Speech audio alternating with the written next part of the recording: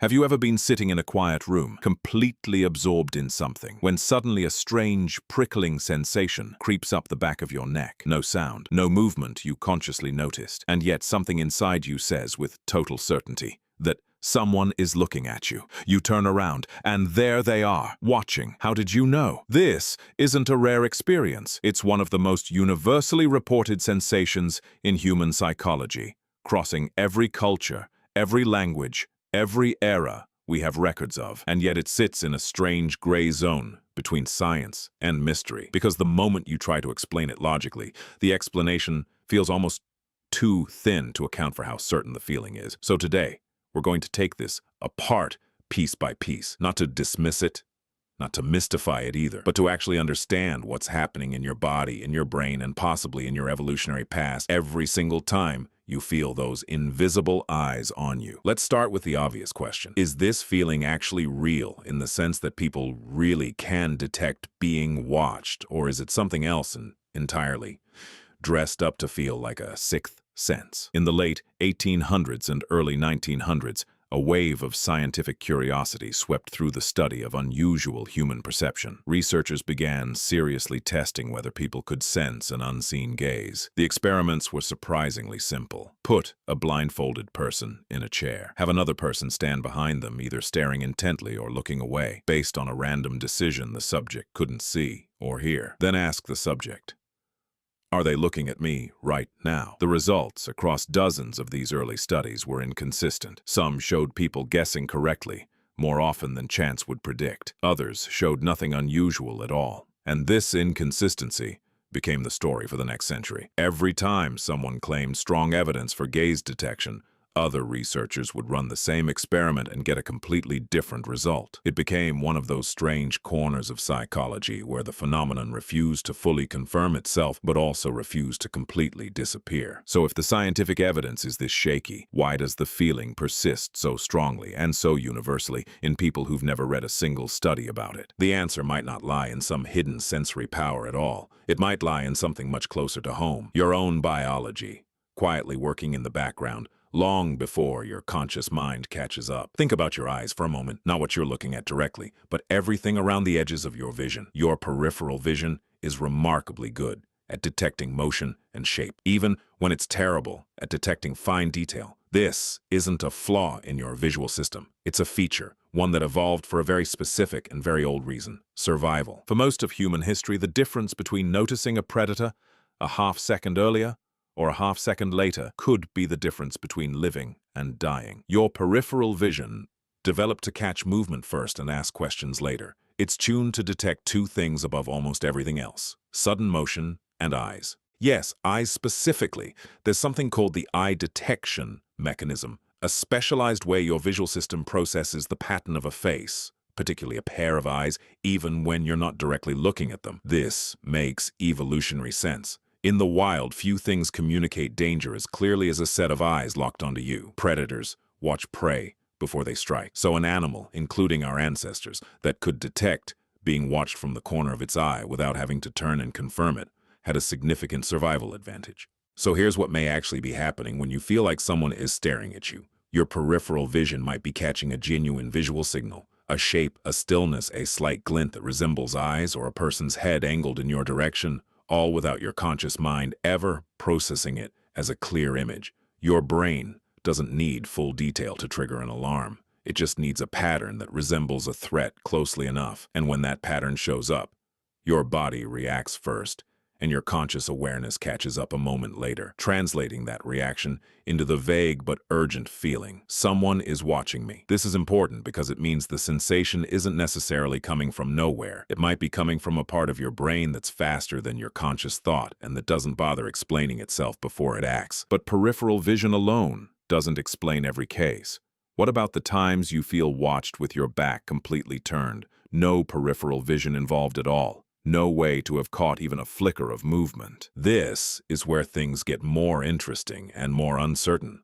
One possibility involves sound. Human hearing is extraordinarily sensitive to subtle changes in an environment, even changes we don't consciously register. A shift in someone's breathing, the faint creak of a floor, as weight shifts from one foot to another. The almost imperceptible change in air movement when another body enters a room. Your ears might be picking up cues that never rise to the level of conscious sound, but still register somewhere in your nervous system as something changed here. There's also the possibility of subconscious environmental cues that have nothing to do with the person watching you directly. A shadow shifting slightly, a reflection in a window or a piece of glass visible only in your peripheral awareness, showing you a figure behind you without your conscious mind labeling it as "I can see them in the reflection." Your brain might process that reflected image, recognize a face oriented toward you, and trigger the same alert system as if you'd seen it directly, all without you ever being aware that you saw anything at all. In other words, some of the unexplainable cases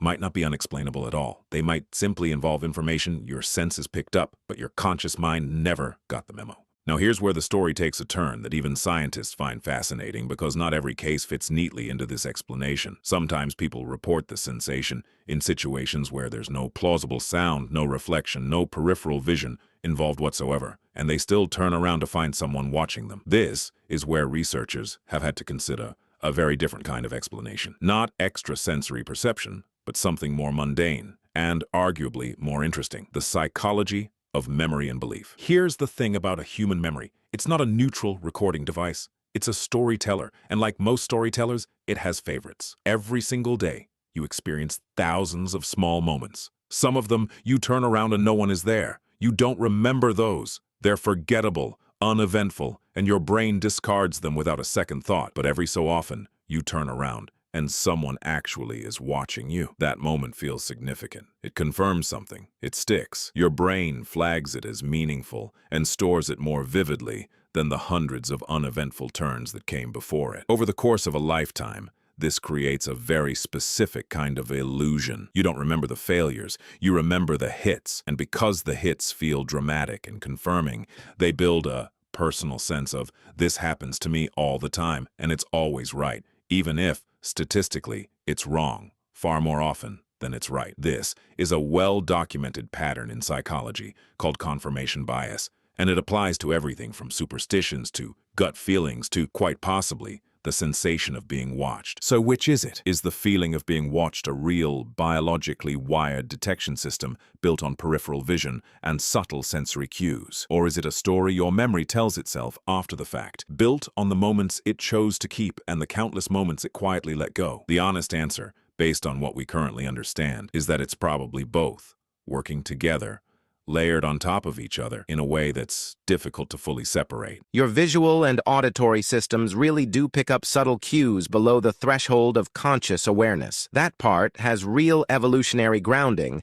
and it likely explains a genuine portion of these experiences. But your memory also really does play favorites, reinforcing the times you were right and erasing the times you weren't, which likely explains why the feeling seems far more accurate and far more mysterious than it probably is. There's one more layer worth adding here, something that goes beyond biology and memory, into the realm of pure social instinct. Humans are, more than almost any other species, wired to care intensely about being observed. Being watched has social consequences. It can mean judgment, attraction, danger, or connection. Because of this, your brain treats possibly being watched as high-priority information, worth reacting to strongly, even on the smallest and most ambiguous cue. This isn't a flaw. It's the same wiring that makes you instinctively check your appearance when you sense someone's attention. The same wiring that makes a room suddenly feel different the moment eye contact happens across it. Your nervous system doesn't want to miss the signal that someone's attention has turned toward you, because for social creatures like us, that signal has always mattered. Which brings us back to that moment, sitting quietly, feeling that prickle at the back of your neck, turning around almost involuntarily to check. In that instant, several things may be happening at once, layered in a way you'll never fully untangle. Your peripheral vision may have caught a shape it recognized as a face, without you ever consciously seeing it. Your ears may have picked up a change in the room's subtle soundscape. Your memory may be quietly comparing this moment to every other time you turned around, and someone actually was there, nudging your confidence upward before you've even moved. And underneath all of it, a survival instinct passed down through countless generations of ancestors who lived or died based on how quickly they noticed they were being watched. Maybe the most fascinating part of all this isn't whether the feeling is real in some mystical sense. It's that your body might be running a silent, constant surveillance system of its own, scanning sounds, shapes, shadows, and reflections every second of every day,